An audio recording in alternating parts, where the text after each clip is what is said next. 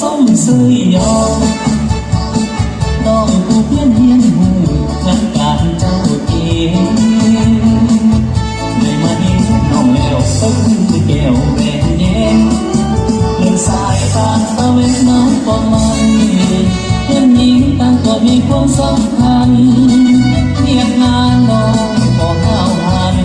ที่ผ่านที่สายสมเป็นหญิงลาวใหม่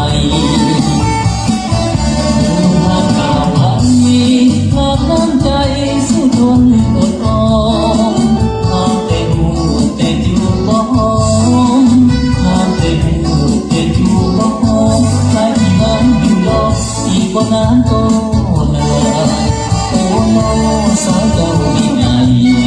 งามน้ำใจใส่ความสามา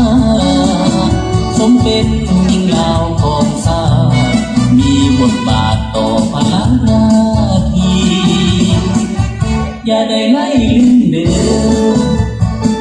อายอยากมาเที่ยงกันสมัครใจไว้ก่อนมีสมองน้องลาถ้าพอที่ได้เด้บ่น้องหากอยากบอกเพียงพอคนงานอายมันหมายไว้ก่อน